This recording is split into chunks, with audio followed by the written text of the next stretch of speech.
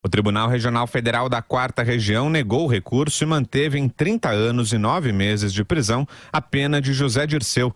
O ex-ministro havia sido condenado a 20 anos e 10 meses de detenção pelo juiz Sérgio Moro, mas na segunda instância o TRF4 endureceu a sentença e elevou esse tempo para 30 anos e 9 meses.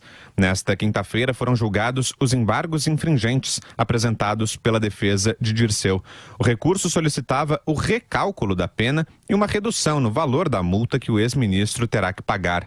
A desembargadora Cláudia Cristina Cristofani, relatora do caso, rejeitou o pedido. E eu também determino, quando houver o esgotamento da jurisdição ordinária dessa corte, a imediata comunicação ao juiz de origem para o início da execução provisória das penas, com expedição de mandado de prisão nos termos da fundamentação e do direito sumulado do nosso tribunal. De acordo com a decisão, a execução provisória da pena só vai começar depois que estiverem esgotadas as possibilidades de recursos no TRF4. Isso significa que Dirceu ainda não poderá ser preso. A defesa tem agora 12 dias para apresentar embargos de declaração. Ele só poderá ser detido depois que esse pedido for analisado. José Dirceu já havia sido preso preventivamente em agosto de 2015. Ele ficou quase 2 anos atrás das grades, mas deixou a cadeia em maio de 2017, depois que conseguiu um habeas corpus no STF. A pena do ex-ministro, de 30 anos de prisão, é a segunda mais alta da Lava Jato até aqui. A maior é a do ex-diretor da Petrobras, Renato Duque, sentenciado a 43 anos e 9 meses de reclusão. Ministro que concede entrevista aos jornais hoje, professor.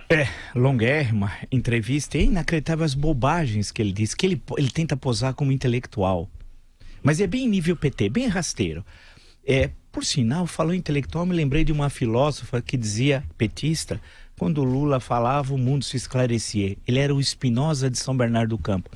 Não fale, ela sumiu, não sei onde está. Mas deixando isso de lado, ele diz que na cadeia ele vai ler, vai estudar e fazer política. Ele endoideceu. Fazer política na cadeia? Com quem? Com quem? E aí ele vai dissertando quem está na cadeia e dá receitas. Ele já se autoproclamou cadeeiro, né?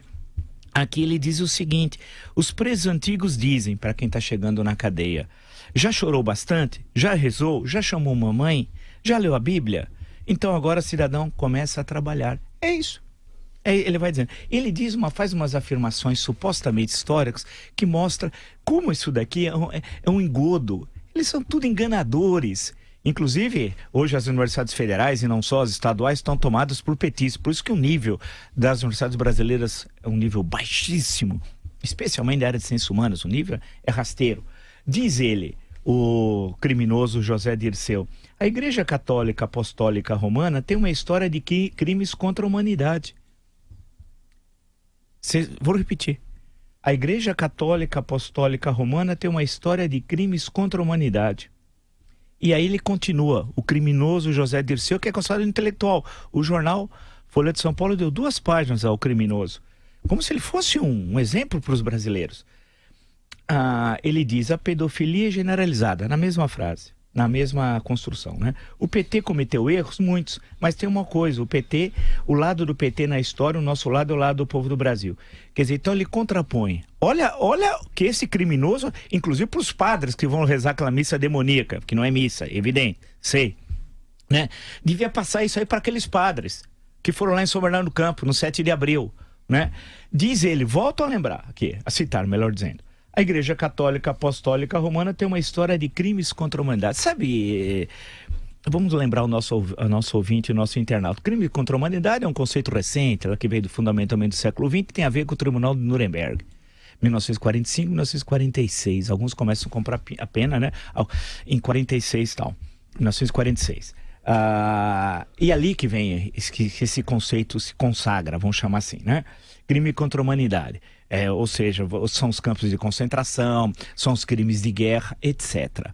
Então ele está comparando a Igreja Católica ao nazismo e aos crimes cometidos pelo nazismo desde o início da guerra em 1939 a 1945. É isso.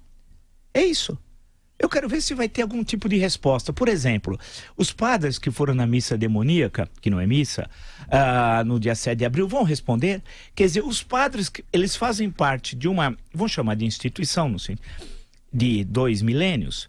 Eles fazem parte de uma instituição que comete crimes contra a humanidade.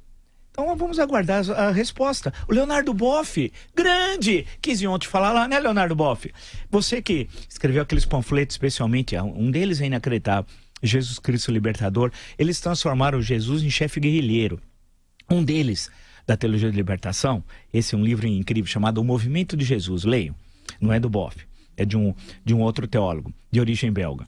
Diz ele o seguinte, em certo momento do livro, que a Palestina no século I tinha multinacionais, século I. Tinha boia fria, luta pela reforma agrária e guerrilha. Tudo no século I. É um Monty Python. Não dá para levar esse pessoal a sério, né? Mas eu queria agora que alguém discutisse. Espero que tenha alguma discussão. Volto a dizer e concluo. José Dirceu disse, a Igreja Católica Apostólica Romana tem uma história de crimes contra a humanidade.